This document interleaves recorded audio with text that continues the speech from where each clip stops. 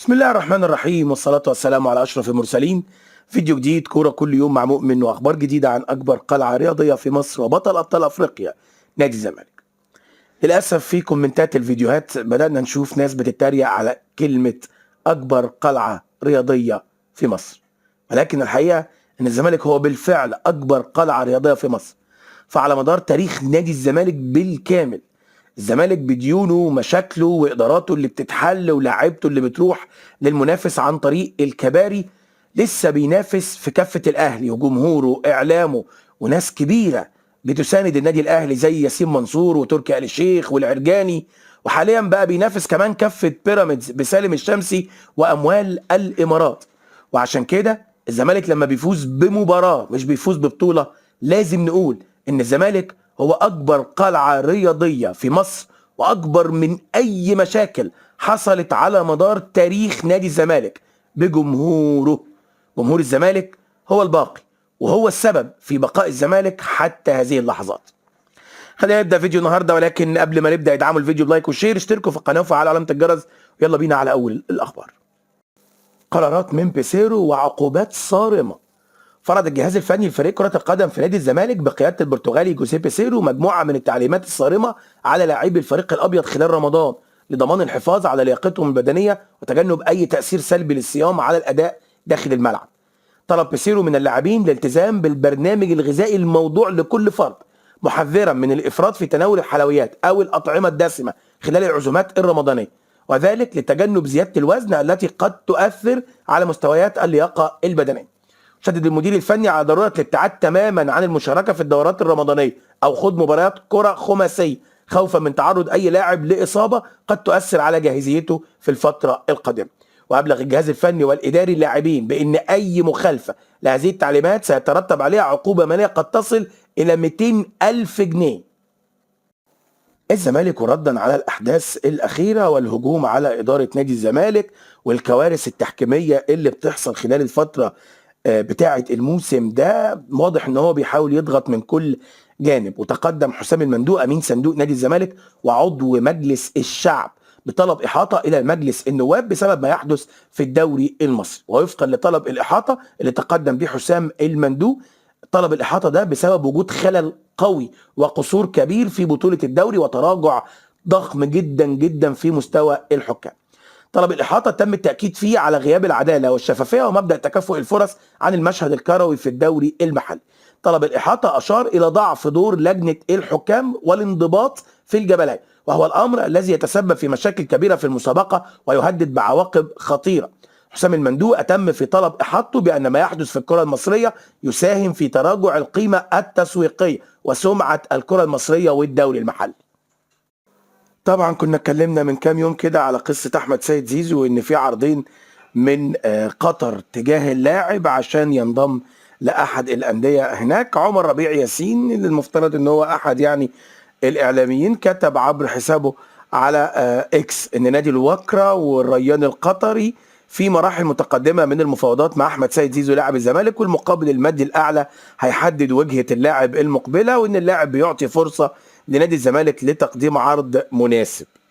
طيب يا جماعه، زيزو مش عايز يسيب الزمالك، واللي بيتفاوض مع الانديه القطريه هو والده، والغرض الاساسي من التفاوض هو الوصول لعرض رسمي للاعب من احد الانديه القطريه عشان هو ياخد العرض ده ويبدا بقى يفاوض الزمالك من خلاله. بمعنى انه لما يقعد على ترابيزه المفاوضات مع اداره نادي الزمالك او مع لجنه التخطيط، والله يا جماعه انا جاي لي عرض من نادي كذا القطري بمبلغ قد كده، والمفترض ان الزمالك يقدر اللاعب ماديا قبل تجديد التعاقد. السيد مسعد يوسف وكيل اعمال المغربي محمود بنتايج لاعب وظهير ايسر نادي الزمالك اتكلم عن الاخبار اللي اتكلمت عن فكره تفاوض الاهلي مع اللاعب في حال لم يستطع الزمالك تفعيل بند شرائه من نادي سانت تيان الفرنسي. واكد وكيل اللاعب انه لم يحدث اي تواصل من جانب اداره الاحمر بخصوص رغبتهم في التعاقد مع بنتايج في حال لم يقم الزمالك بتفعيل بند الشراء. على الاقل معي انا وانا وكيل اللاعب، لم يتواصل معي اي احد من جانب اداره النادي الاهلي لا بصوره رسميه ولا بصوره شفويه وديه. نحن في انتظار قرار نادي الزمالك مع نهايه الموسم فيما يخص مستقبل اللاعب مع القلعه البيضاء من الاحتفاظ به من عدمه. بعض شركات التسويق أبدت مبادرة بمباراة ودية تقام ما بين الزمالك والأهلي، ولكن خارج الأراضي المصرية وتحديدا في دولة العراق الشقيق. النادي الأهلي أبدى موافقة مبدئية، الزمالك ومسؤولو الزمالك هيصدروا قرارهم النهائي بشأن خوض المباراة من عدمه بإذن الله خلال ساعات. المباراة هتحمل أهمية تاريخية لأنها هتكون من النوادر جدا إن مباراة ودية تجمع قطبي الكرة المصرية الزمالك والأهلي خارج الديار. الزمالك والاهلي التقوا وديا في 23 مناسبه، فاز الاهلي في 11 مباراه وتعادلوا في 4 مباريات، وفاز الزمالك في 8 مباريات. اخر مباراه وديه كانت في الاردن عام 86 وانتهت بالتعادل السلبي. ياسر ابراهيم مدافع النادي الاهلي الحالي ومدافع سموحه السابق عقده بينتهي مع النادي الاهلي بنهايه هذا الموسم، ولم يتم حتى هذه اللحظات فتح ملف التجديد للاعب مع ناديه النادي الاهلي. ظهرت اخبار خلال الساعات القليله الماضيه ان الزمالك بدا يجس نبض اللاعب عشان ينضم لنادي الزمالك مع نهايه الموسم، وهي اخبار عاريه تماما من الصحه، وتوقعاتي الشخصيه ان هي مجرد اخبار سربها وكيل اللاعب عشان اداره النادي الاهلي تجري وتبدا تتحرك في تجديد عقد اللاعب. خط دفاع الزمالك اصلا مش في حاجه للدعم بنهايه الموسم باذن الله، بتواجد كل من صلاح الدين مصدق واحمد حسام بجوار محمود حمدي الونش وحسام عبد المجيد ومصطفى الزناري، وبعوده حمزه المسلوسي باذن الله. اسم ياسر ابراهيم ارتبط بنادي الزمالك في فتره من الفترات، وهو كان لاعب صغير السن ثم انتقل بعدها لسموحه، ومن سموحه راح للنادي الاهلي. اشرف بن شرقي ظهر في حاجه كده اسمها بودكاست الاحمر او بودكاست القلعه الحمراء، كان في ضيافه سيد عبد الحفيظ اللي حاول قدر المستطاع ان هو يسحب اللاعب للجانب بتاع البوم طخ وشغل القصف الجبهات وشغل العيال الصغيره دي، واتسال سؤال مهم للغايه: هو ليه ما احتفلش بهدفه في مرمى الزمالك؟ اشرف بن شرقي اتكلم وقال انه دايما بيحب التعامل بهدوء وبيحب جدا حب الناس، وحب الناس ده امر لا يشترى. اسهل شيء في الدنيا هو الخصام، اما اصعب شيء هو الفوز بحب الناس جميعا. وان عدم احتفاله بهدفه في مرمى الزمالك لا يدل على اي شيء الا انه كان قابل كتير من الزملكاويه في الشوارع وفي المطار وفي غيره قالوا له انهم هيفضلوا يحبوه حتى لو لعب لصالح النادي الاهلي. واكد ان هو ما يحبش ابدا انه يخسر حب جمهور نادي الزمالك، ولكن في النهايه هو بيمارس عمله بشكل احترافي كلاعب في النادي الاهلي. اتكلم كمان اشرف بن شرقي ان طارق حامد واحمد سيد زيزو وامام عاشور وجنش ومحمود الونش من اقرب اصدقائه في مصر ودايما بيتواصل معاهم باستمرار. موعد بدايه الدور الثاني. بتبحث رابطة الأندية المصرية المحترفة إقامة مباريات الجولة الأولى من المرحلة الثانية أو الدور الثاني للدوري المصري الممتاز في أحد أيام 9 و10 و11 مارس الجاري، في ظل انتهاء المرحلة الأولى بنهاية الدور الأول والجولة 17 أيام الاثنين والثلاث القادمين. طبعا عشان بس نفكر الناس، الدوري المصري الموسم ده والموسم القادم بيقام بنظام استثنائي، وهو إقامة المسابقة من دور واحد بس. هتشهد المرحلة الأولى إقامة دوري من دور واحد زي ما قلت ما بين 18 نادي، وبعدين هتنقسم المرحلة الثانية لمجموعتين، كل مجموعة فيها 9 فرق. من الترتيب الأول حتى الترتيب التاسع هيلعبوا دوري لوحدهم على مين هيفوز بالدوري، ومن أول الفريق العاشر لغاية الفريق ال18 هيلعبوا دوري منفصل على مين هيهبط إلى دوري الدرجة الأدنى. المجلس الأعلى لتنظيم الإعلام أعلن شوية قرارات كده عن مباريات كرة القدم في فترة شهر رمضان المعظم والاستوديوهات التحليلية قبل وبعد المباريات. في الأيام اللي هتنطلق فيها المباريات الساعة 9 مساء هيستمر البث المباشر لغاية الساعة 12:30 في الاستوديو التحليلي بعد المباراة.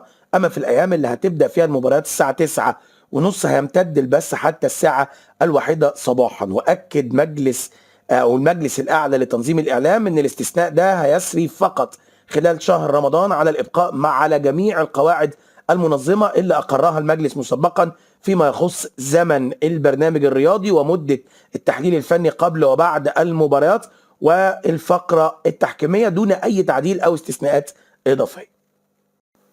تعديل جديد وقوي من الفيفا في بند احتفاظ حارس المرمى بالكرة ما بين إيديه. طبعا كلنا عارفين ان حارس المرمى لا يحق له الاحتفاظ بالكرة اكتر من 6 ثواني، ولو الامر زاد عن كده بيتم احتساب ركلة حرة غير مباشرة ضد فريقه. الفترة اللي جاية وبداية من الموسم القادم هيكون من حق الحارس الاحتفاظ بالكرة لمدة 8 ثواني مش 6، ولكن إذا زاد الأمر سيتم معاقبة الفريق بركلة ركنية بدلا من الركلة الحرة الغير مباشرة.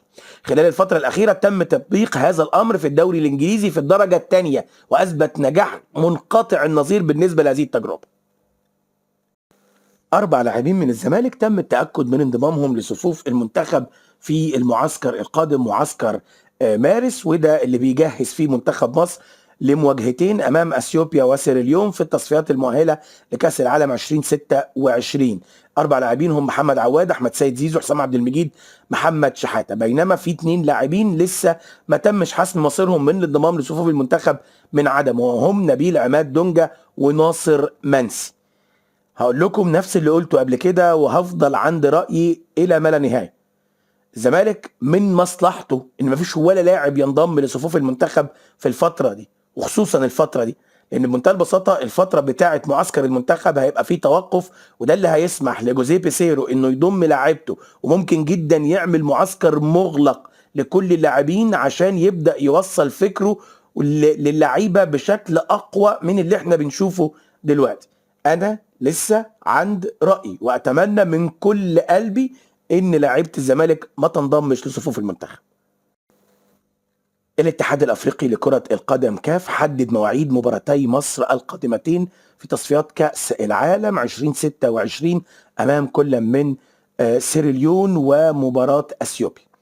تم تحديد يوم 21 مارس في تمام 11 مساء بتوقيت القاهرة موعد لمباراة مصر وأثيوبيا على ملعب العربي الزوالي في المغرب، وتم تحديد يوم 25 مارس موعد لمباراة مصر ضد سيراليون في تمام 9 مساء على استاد القاهرة. طبعا بيحتل منتخب مصر صدارة مجموعته برصيد 10 نقاط من 4 مباريات وبفارق 4 نقاط عن غينيا بيساو صاحبة المركز الثاني. وفي نهاية فيديو النهاردة بشكر كل حضراتكم على حسن المتابعة والاستماع، مع وعد بتجدد اللقاء. تقبلوا تحياتنا مؤمن شلبي ومحمود فاروق من قناتكم كورة كل يوم مع مؤمن، وكل عام وحضراتكم بألف ألف خير ورمضان كريم على الجميع، والسلام عليكم ورحمة الله وبركاته.